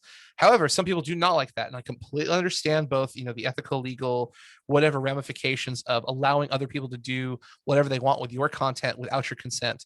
So Shout Engine, from what I've read in their, legal documents, does not do that. It's also a free website where you can upload your podcast, and they create an RSS feed. Thank you, Craig, for hanging out. Appreciate it. And if you guys want to see the rest of this episode or this panel, it will be on, I think, YouTube in a month or so. Reaper John was saying they do record these and they do upload them. So there will be more content. So even if you have to duck out for now, that's totally fine. But yeah, thank you for joining us. I appreciate you. So anyways, back to Anchor and Shout Engine versus Libsyn, Blueberry, stuff like that. It's more or less paying money for Libsyn and Blueberry and things like that, which is fine, or not paying money, which is also fine. It's up to you. So if you upload to Anchor, will it automatically upload to Spotify? Yes, it will. Super great. Okay, so super fun thing about Anchor, where it says, so this is what your Anchor is going to look like when you create your own podcast. You're going to have this dashboard. It's going to say like record, library, stuff like that. You can record and do stuff inside of Anchor. The app is built for people to record natively inside of it and edit inside of it. I don't recommend doing that. Like you can, it's one of those things where it's like you can, but you probably shouldn't. You definitely want to have your own app to record in. You want to have your own editing software because it's more robust. It gives you more flexibility. Anchor is like, I'm on the scene with the man who made water. Tell me about your water. Well, I made water because it was good. Thanks. It's a little bit more, live news feedy, which is fine. But if you're going to like sit at home and record your episode by yourself, that's not really going to cut it for listeners, because eventually they're going to get tired of like just not a super professional sounding podcast. So what you do is you, edit your show, you export your show, you click this button that says click to upload or drag files here. And then it'll just pop this up. And then here's a bunch of files that are on my desktop. Here's a video I'm working on. Here's Genshin Impact. It's super fun. I play Yu-Gi-Oh! Here's a podcast I edit for another company. Anyway, so you just click, you find your file, you click it, you upload it here, boom. So we'll go to my episodes here. That's going to have all of these pieces of information. Note to self, when it says plays, this is plays only in Anchor. It's not for every single podcast aggregate that goes out. So just note to self when you're trying to like tell people, I don't mind you seeing my stats. It's totally fine. But when people ask you for like your backline information, like how many people listen to your show, don't look at that and go, oh my gosh, it's only a few hundred people. Like it's usually a lot more, which is why this is probably the one reason why people use paid services. So Libsyn, Blueberry, it actually counts every listen from every podcast everywhere. Anchor only counts within Anchor, and that's usually only Spotify, which most people don't listen to Spotify. So like I don't know. Well, I know, but it doesn't tell you your Google Analytics. It doesn't tell you your iTunes Analytics. It doesn't tell you anything else you go to, like Podcatcher, Pocket Casts, things like that. So like don't freak out if it's like lower than you think. That's just because of the way Anchor works. It's not a full aggregate for information. So anyways, Buzzsprout, yeah, Buzzsprout works really well too. Ryan's right. So anywho, Anchor is really nice. Also, the cool thing about Anchor is connected with all of the podcasts and podcast aggregates that are standard. So if you create an account with Anchor, it's going to automatically ask you, do you want to upload to Spotify? Yes, absolutely. Do you want to upload to Apple? Yes. Google? Yes. So Anchor actually does all of the hard work for you up front, which is why I recommend it for a lot of people, because the other side of that coin, so like let's flip the coin over. So say you use Shout Engine. You don't want to use Anchor. You don't want to deal with any of that stuff. So when you put your content on Shout Engine, it spits out something called RSS, which is this long bit of code. In order for you to take your podcast and get it onto Google or Apple or whoever else, you have to share your RSS feed with that company. In order to do that, you have to find the RSS, which isn't hard, but then you have to go through all these approval processes with, say for example, with Google, you just hilariously, if you Google how to give your RSS feed to Google, it'll take you to a web page where you type in your name, you type in some information, you copy and paste your RSS feed, you give them artwork. You have to fill in all these blanks. And then they go through an approval process. And then maybe in a week, they say, sure, you're good to go. You're on Google, or no, something's wrong. You need to fix this. With Anchor, you pretty much just press a yes or no button and they do all the work for you. So this is why I recommend Anchor, because it's easy, it's fast, it's free. Shout Engine is free, it's easy-ish, and it's not fast. So that's the trade-off. You have basically Shout Engine gives you more control and more protection over your IP and your brand, but you have to actually manually go through every single hoop. So if you want to go to Apple, you got to contact Apple. You got to fill in the blanks. You got to wait. You got to do all that stuff. Same thing with Google. Same thing with every single podcast. Anchor just has a list and they're like, do you want to upload here? Yep. And then they go, cool, we'll do all the work for you. So anyways, that's more or less the evil or not evil of Anchor, give or take, depending on you once again. So now you're done. That's literally the end of the conversation. You've got your headphones, you got your microphone, you recorded it, you edited the show, you uploaded it. It's on the internet. So now what do you do? Well, now you take a drink from Buc-ee's and then you think about what you're going to say next. Okay, so I'm going to backtrack here to a question that came in the Q&A from Jordan, talking about marketing topics and spreading the word. So this is a tricky conversation, not due to the difficulty, but due to you being sincere and not being obnoxious. Because I know we were joking earlier about Raid Shadow Legends, and I know some people are cringing when I say that word, but when you think about Raid Shadow Legends, you couldn't go anywhere without some advertisement popping up telling you to play this game. That's obnoxious. That's the far, far side of the coin that you do not want to be on.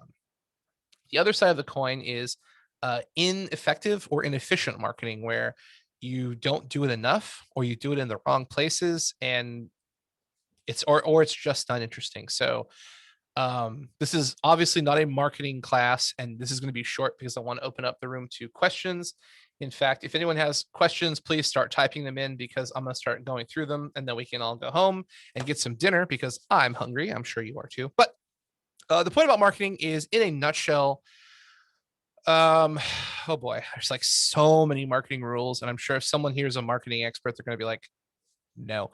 So I'm just going to talk from my heart and my personal experience.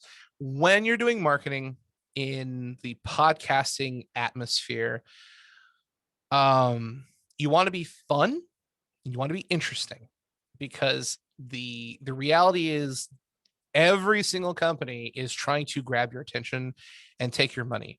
The nice thing is with podcasting, generally, you're not trying to take people's money. So you kind of disassociate yourself from, the classic, hey, buy water or die. Like, you're not trying to do that thing, but you are trying to encourage people to check out your water.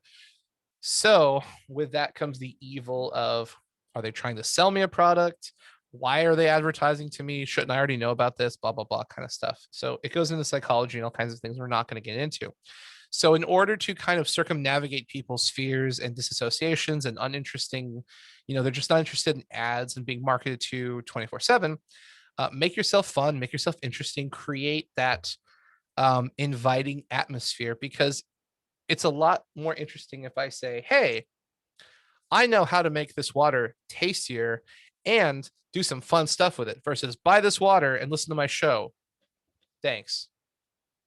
So like your attitude, your projection, the way you use your verbiage, it does matter. I The other thing you definitely want to do is, so for example, I do a lot of advertising in Discord. I have a Discord channel. I know a lot of people in other Discord channels. I do it on Facebook. I do it on Reddit, stuff like that. Since I've been doing this for so long, people know who I am. I have somewhat of a reputation. I have somewhat of a brand name.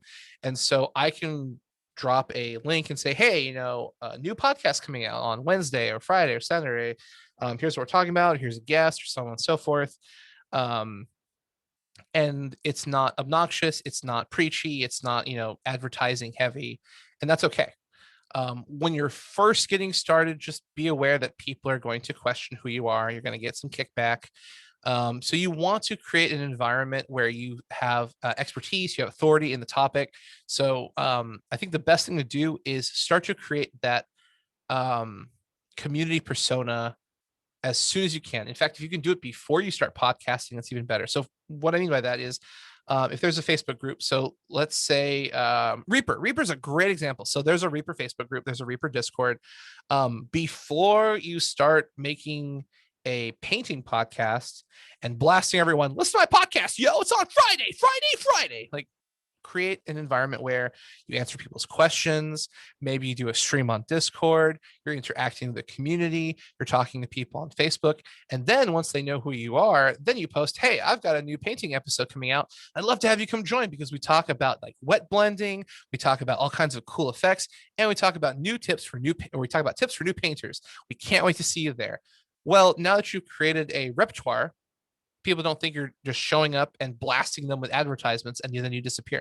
So that's a great way to market, because you've created a social currency for yourself. You're not just randomly showing up, be like, hey man, buy my water. Okay, thanks. Out. There's obviously a lot more to it than that, but my personal taste is be fun, be personable, be authentic. I think that will definitely help. Obviously, there's many, many, many ways to professionally advertise. You can pay advertisement fees. You can get a marketing team, so on and so forth. You don't need to. You can. But I think just being authentic really helps. All right. Next question. Okay. Maria asks, question about streaming. So no, I'm good. You're on camera. Can you touch quickly on key differences between it and podcasting? Oh, yes, absolutely. Podcasting is easier because I can slouch and talk like this. I mean, when you're streaming, you gotta set up, you gotta wear a shirt or clothes. Not saying you should, stream or podcast naked, but no one can see you. Anywho, not that I've never done that. I'm just I've always worn clothes. When you're podcasting, You don't have to present yourself in front of a camera like I've been doing for the past 90 minutes. You don't have to worry about your background. Like, there's some stuff over that way you can't see and you're not going to see because it's messy and I don't really want you to see it.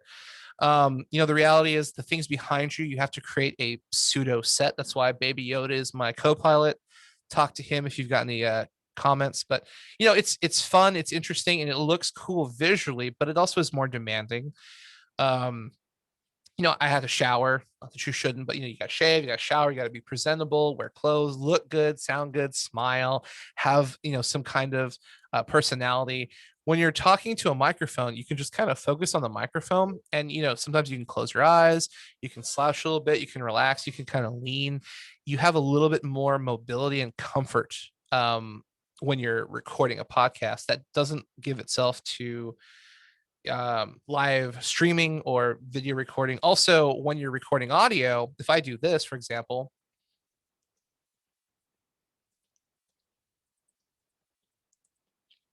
that is a lot of dead time for streaming and for audio. Like that is like cardinal sin. Like, there's angels like coming down after me, like, you shouldn't have done that. With audio, you can edit that out. Like, none of that happened. And we just go straight into the conversation. Boom. You never even know that I took a drink of water. Visually, like you've been seeing me do all night, I like make a joke, take a quick sip, but I have to, kick back in. I can't take a long drink. I can't take a long break because when you're streaming, it's just go, go, go, go, go, go, go, go. So it depends on your personality, depends on what you like, but visually versus audio is a way, way, way more relaxed and way more forgiving because in post-production, you just cut out whatever you don't want. With video, it's not as easy. Okay. Next question. Best practices. I think I missed that question here. All right, let's see. Oh, okay. Ryan asks in Q&A, do you have any best practices for avoiding overlapping voices between an interviewer and their guest? Yes, absolutely, I do. Okay. So when you have a guest, I tell all of my guests this every time we record. Don't freak out if there's a pause between you saying something and me saying something. So if we're having a conversation and someone starts telling a joke and we laugh, that's fine because once again, it goes back to authenticity. It feels weird if someone tells a joke and it's like dead silent. You generally want to hear someone in the background like, yeah, or sometimes you'll hear someone talk and they ask you a question like, hey man, do you remember that time that Time Spiral, do you remember the time where Time Spiral came out and they started doing like the plane chase stuff? And then they came out with Lorwyn and then they had Planeswalkers and, the person responded be like, oh yeah, I remember that. That's okay to have like a back and forth when you're recording. If you're looking to make sure that people don't talk over each other, then the best way to do that is to just play the patience card and let people say whatever they want. And then obviously before the podcast starts, tell them once you're done talking, there will be like a gap of like 2 to 3 seconds. So that way you don't think like, hey, did they go to the bathroom? Did their mic turn off? Are you taking a nap? And then you talk. So it'd be something like, remember that time we went to Buc-ee's and got this cup? Oh yeah, that was totally awesome. Yeah, it was raining. We were really hungry, and Jack in the Box was closed. And yeah, that was awesome, right? Yeah, man, I really appreciate that. That was a great time, and we have some great stories that we're going to share with you on this week's episode in Roll Bumper, so on and so forth. So it sounds weird. Once again, it sounds audibly very bizarre, but when you get into post production, because you edit out those gaps, it sounds like you're having a very well-rounded question going back and forth. No one is stepping over anybody else. It comes out nice and clean, and it's what's what I'm looking for.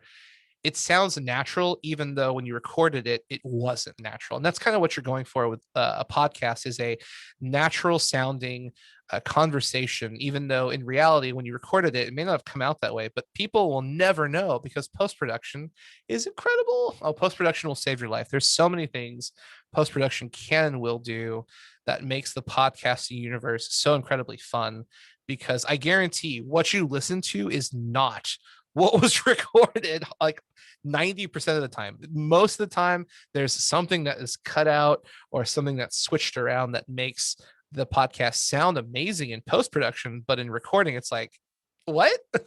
What do we do here? So, yes, we did get to that question. So that's wonderful. Anyways, we've got a few more minutes, so feel free to post questions. I'll go over some of my last thoughts and then we will wrap this up. So, one of the big secrets to good podcasting is smiling while you talk. This is exactly like cellular devices. If you've ever worked in a phone call center, um, yeah, one of the most common things to hear is working media. We'll just fix it in post. You're not wrong. So I'm going to show you visually what happens when you talk, smiling and not. This is one of those things that you do need to do when you're recording audio, because when you're doing video, it's easy to see, hey, I'm having a great time. We're talking, we're having fun. Water. But when you're just recording audio, it's really easy to, talk to your mic and be like, all right, welcome to the Water podcast. Today we're going to talk about water from Costco. It's really cheap, and that's granularity is like a 3 out of 7. Yeah, I got some water from the Costco, and it was okay, but reminds me of tap water from my mom's house. So you can hear it's kind of yeah, back to call center training. It's not interesting. You're not projecting. There's no vocal tone. It's kind of boring. Or when you're smiling, you could say, hey, welcome to the podcast. All I'm doing is smiling. I'm not really trying to change my voice. This week, we're going to talk about Trader Joe's water. It's really fresh and really clean. I very much enjoyed it because it reminds me of some water I had when I went to Disney World and bought a really expensive dinner. So we'll talk about that next on this week's episode. So being able to smile and feel excited and have energy, it brings the listener in with you along for the ride, as opposed to you talking at them. You never ever want to talk at your listener. You never want to be like, yeah, the water was a thing I did. You want to have them engaged. You want to have them invested. You want to have them be a part of the adventure that you're going on, kind of like what we've done here in this panel. We've had a lot of people stick around, and it's kind of a technical discussion. It can get really boring really fast. Like, oh man, all these like technical things like cardioid mics and like inputs and outputs and stuff. But like if you have an attitude that's excited and you're engaging and you're smiling and you're excited and you're enthusiastic, that makes everybody feel like they're a part of the discussion. Now, what's even more fun is if you're having a podcast built around something that's nerdy, whatever you want to call it. Like all my shows are based around games, analog games. So Warhammer, we talked about Star Wars Legion for Fantasy Flight games. We did a Rest in Peace. We did a podcast about Artifact, the card game from Valve. I've been on people's podcasts for role playing for like Dungeons and Dragons for Genesis, painting minis, which is applicable to Reaper. So whenever you're talking about a hobby aspect, my favorite thing to tell new podcasters is make people feel like they're in the shop with you. Talk with them, not at them. I'll say that a million times because it's so easy to talk at people. It's easy to start blasting off, basically reading, this is distributed and sold executively by Trader Joe's in California, bottled at the Spring Source in Benton, New Jersey. This invoice is water quality information. Like nobody cares. You probably zoned out when I started doing it. Like, I don't care about that. Stop. But if I talk to you and bring you in and we're like, hey, this is a clean, fresh water bottle you need to try. Why? Well, it's easy to open. It's super refreshing. It's got a wide mouth tip for people so you can get more water in. You don't suck up as much air. It stays colder longer because, it's a new form of plastic. It's a 20-ounce bottle instead of a 16-ounce bottle, but it's the same price as a 16-ounce bottle. So you're getting 4 ounces more for the same price. It's so much more delicious. And you can get it with mint flavoring. Like, that's awesome. So having that kind of enthusiastic exuberance is much more interesting than reading off of a label. Also, when you make people feel like they're in the shop with you, it also brings nostalgic memories, and it creates a link between you and the listener, because now they feel like you're buddies. You've never met. You've never even seen each other before, and yet they feel like they've known you for all their life because, hey, we're hanging out in the shop. We're talking about painting our Reaper minis. We're talking about ReaperCon. We're talking about going to like Adepticon or maybe Nova later this year. So exciting. Hey, here's one of my favorite stories about the time we went to Buffalo Wild Wings and they gave us an extra 30 wings. And we're like, what? Like you probably want to hear that story. It didn't happen. I just made it up. But like, that's the kind of thing that happens when you're when you're into the recording and you're very excited and you're projecting yourself instead of welcome to the podcast. Thank you for, it's not nightly news. You're not telling us the nightly news. Um, what else? I have like one or two more tips, then we're going to get out of here. So once again, I want to give a big shout out to my moderator for hanging out with me. Thank you so very much. Thank you to all of you for joining and sticking around. And thank you for those who have watched this in the future. I do appreciate you joining. It's been a lot of fun. You can find me here on the Discord channel. My name is the Sug1. I also have a podcast called Squad Tactica. It's in my photo. You can find it. I'm not going to do tons of pitches, but yeah, it's a Warhammer podcast. We talk about Kill Team and a lot of painting and hobby tips. So if you're interested in hobbying or painting, definitely check us out. Feel free to post in the Starting a Hobby podcast channel here on ReaperCon. Anyways, so the point, you're very welcome, Jordan. And I want to say Cecily. I probably made that super wrong. I'm so sorry. But anyways, the very last thing I want to give a tip to people who stuck around, because this is actually yes, this is my personal opinion, but this is like one of my big secrets to what I think constitutes a successful podcast. And then I have a code for you guys if you want emoji. If you don't love it, they'll be able to tell. I don't know why. I have no earthly idea why. I cannot explain the psychology behind it. But people who listen to audio can instantaneously tell how you feel. So if you're having a really bad day, if you're really tired, if it's just not going on, like something bad happened or work was bad, or you're just tired, or whatever the reason may be, tell your audience the truth, or some of the truth. Like, for example, if you have a family member die, you don't have to go into specifics. You might say, hey, I'm dealing with a family issue right now, but tell your listeners you're taking the night off, you're taking the week off, you're taking time off, personal reasons, family reasons, like, whatever it need be.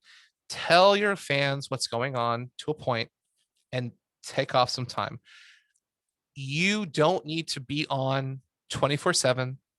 You don't need to be recording if you have a weekly show, you don't need to be going week. Like, take a break. Take a breath, take a rest, just sit back, just decompress. Because if you force yourself to create content for the sake of creating content, you'll get a bunch of DMs. Hey, are you doing okay? Or, man, that sucked. What's wrong with you? Like, people are going to comment on what you do. And I'll get to that in a second. But if you're not willing to be honest with yourself, people will do it for you. So just be aware, like, there's nothing wrong with just taking a break, like right now I've taken like a 3-week break from my podcast because like we had a snowstorm. I started a new job. I picked up some editing work. I got sick. Like, there's been a bunch of things been going on. I just haven't had time to do a podcast. So I told everybody, hey, we're probably going to take like a couple of weeks off. Everyone's like, cool. We're still hanging out on Discord. I'm still messaging people. But the podcast is just taking a breather and everyone's totally cool with it. And then when we come back, it's going to be super fun.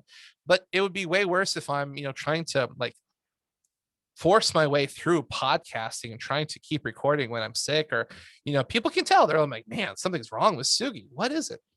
The next and last thing I'm going to talk about, and we'll get out of here. Once again, if you have questions, please post them. I will read them. But my last tip is you're going to have somewhat of thick skin.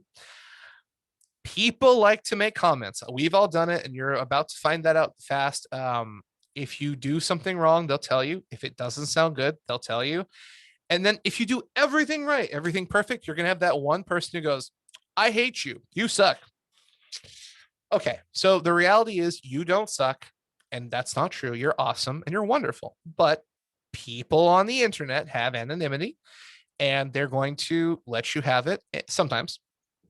That's just how it is. So my best tip is, block those people, ignore those people. Don't let them get to you. It's really easy for people to, create this baby. Here's my water bottle. I love this water bottle. It's my first water bottle. Please be gentle. And sometimes people come by and they step on the water bottle and laugh. And it's very unfortunate. And some people are very unkind and cruel. Don't let that reflect you. If you're here, and you're hanging out, and you're listening to this, you are an awesome person. So whoever wants to get their, kicks and giggles off of making you feel bad, don't let them have it. Don't give them the satisfaction of putting you down and, talking bad about you. With that being said, do listen to criticism if it's legitimate. If I've done this, there was one episode, and I did it only once, but there's an episode where I don't know what I did. But oh, hi, gross. There was a hair or something. There was like a gap of like 20 minutes of dead air. And I get like all these DMs like, hey, there's like this gap. I don't know what I did, but like it just I whiffed, and there was a giant gap of dead air. And so, I had to go out, I had to go in, delete the podcast, re-edit, figure out what I did. Eventually I did, but I was like, I don't know. And of course, I got a bunch of people saying, hey man, I really like your podcast, but that was a big whiff. I'm like, I'm sorry, I apologize, thanks. So, it's one of those things where if you do make a mistake and people are trying to help you and they give criticism, that's okay. Like, you should listen. But people are just showing up and talking trash and trolling, like, don't let them get under your skin. Some people, that's what they want to do. And I don't know why. I just don't understand the concept of being mean, but that's their thing. That's how they get kicks. So please be aware, there are people who will come after you. Just block them, ignore them. Social media is pretty good about getting rid of toxicity. Obviously, like in the Discord, the mods will protect you. When it comes to social media, like if you have your own Facebook page or on Reddit, sometimes you don't have control of that because it's a public page. So you either have to talk to a moderator or just block the person or delete it from your feed. And once again, don't let people get you down, because sometimes they're just going to try it, and welcome to the real world. It stinks, but whatever. So that's pretty much it from me. So if my mod has anything else to say, we will get out of here. But shout outs to everyone for joining us. Thank you so very much. Once again, my name is Sugi. I run a podcast called Squad Tactica. It has been a pleasure and a joy. If you have any questions, please don't be scared. Send me a direct message or in the Starting a Hobby podcast channel, or like, say you have a question, something comes up, you wake up in the morning, you're like, oh, what? I forgot about this. I will mention the code. Thank you. And you're like, oh, I completely forgot about what he said. Just send me a message. I'll be more than happy to let you know. Okay. So there is a code in which I am going to find here. Dun, dun, dun, dun, dun, dun, dun. Okay. My code. And while Jonathan is looking for that code, big thank you to Jonathan, Baby Yoda, and Water Bottle. Yeah, Water Bottle needs some love. He wasn't feeling so great tonight. It's been a pleasure having you guys on tonight, and it's been really informative, actually. Oh, good. Okay, so I'm posting the code in chat. I will also read it off for those who are listening via audio only, so you don't feel left out. So the code is 55823. Water bottle is left. Water bottle. I need to talk to John and see if I can get like a water bottle emoji for y'all. So once again, the code is 55823. You're going to get a super cool microphone because you're awesome and podcasting is fun. And that's pretty much it. Once again, I do want to be very transparent. There is a lot more to this universe than what I covered, both in like buying equipment, like editing, software, recording. This was like the super like pared down TLDR version so that you have all the tools you need to get started. You've got Zencaster to record. You've got Audacity to edit. You've got Anchor to upload. All of those are free. All you have to do is buy a microphone and then a headset. And that's pretty much it. You're good to go. Peter asks, where do we use the code? I believe my moderator can explain that much better than I can, possibly. So we have a Reaper Discord, and in that Discord, we have specialty emotes that we can use as well. And I believe John has that for cross functionality with other platforms. I don't know what all, but I do know the Reaper Discord at least. Which, Sugi, are you on the Reaper Discord? I'm about to be. I'm on the Reaper Virtual Expo. I'll find the Reaper one. I may or may not be, but I'm going to join it, absolutely. And please, for all of you who are here, if you don't have Discord, please join the Reaper Discord. Everyone is super cool, super nice. And like if you're interested in getting into painting, like this is a total shift from the podcast, but like if you're interested in getting into like painting and whatnot, these folks not only know their stuff, but they're like super cool about it. And they're really willing to help. And that's like not common in some scenarios. Like if you think about like trading card games like Magic the Gathering or Yu-Gi-Oh, Pokemon, you're like, hey, how does this card combo work? People are gonna like jump on you for being stupid, be like, ah, you're an idiot, blah blah blah. Reaper people are like, hey, we want to help you, we want to guide you, we want to walk along your journey with you, and we want to celebrate your painting experience. And it's like so refreshing to see that. So please join the Discord. Absolutely.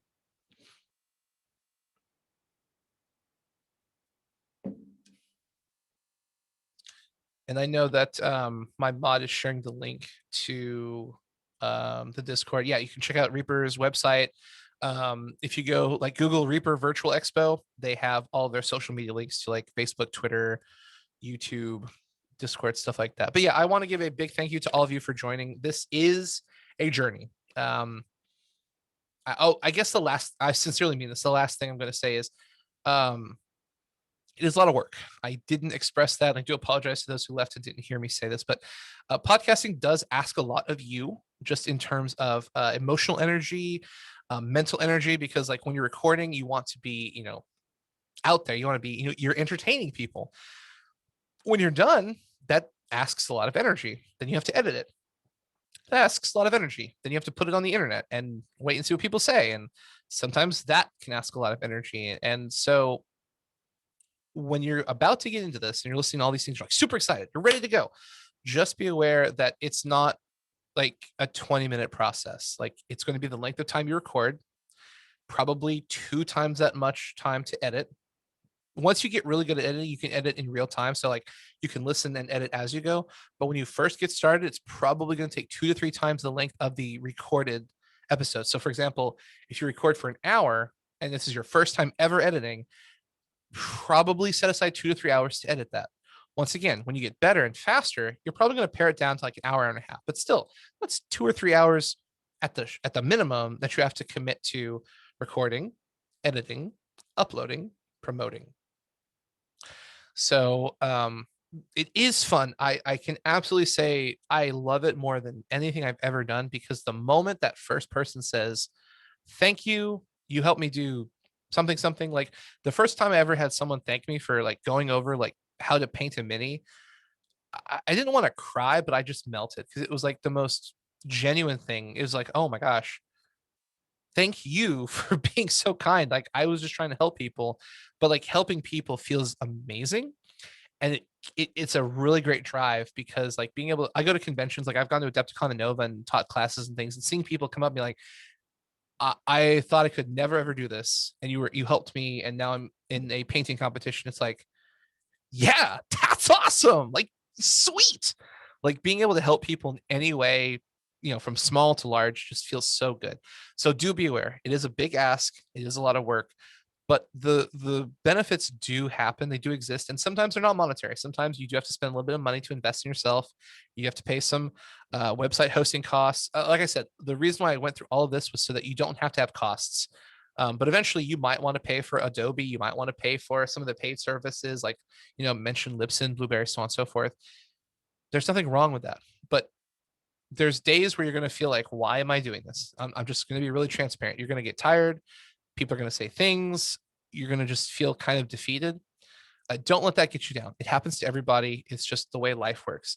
The flip side of that coin is you're going to have some really high highs emotionally, where you go to, ReaperCon in real life, or to another con, or someone calls you or messages you privately and they say something really nice, and you feel like $1 million billion. You feel like, water bottle. You're like, oh my gosh, I'm a star. And it's worth it. It really is worth it. So just be aware. Like there's highs, there's lows, but in the long run, I think it's very, very fulfilling and very satisfying. And I would love if you, start podcasting. Let me know what you podcast. I'd love to listen to it, and see what you guys and girls start talking about, because there's so much out there to digest and enjoy. And I'm sure you're going to do an amazing job. And I really do believe that. So thank you, everybody. I appreciate it. It's been a blast. Water Bottle and Baby Yoda say thank you for having us on. Hope you have a great weekend, and I'll see you in Discord. Yeah.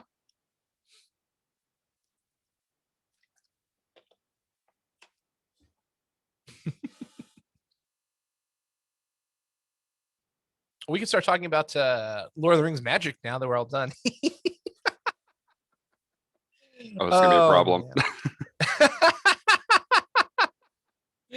Oh my gosh. This is so much fun. Anywho, we'll put the stop here. And then we'll end this. All right. Unbanned Splinter Twin. No. No.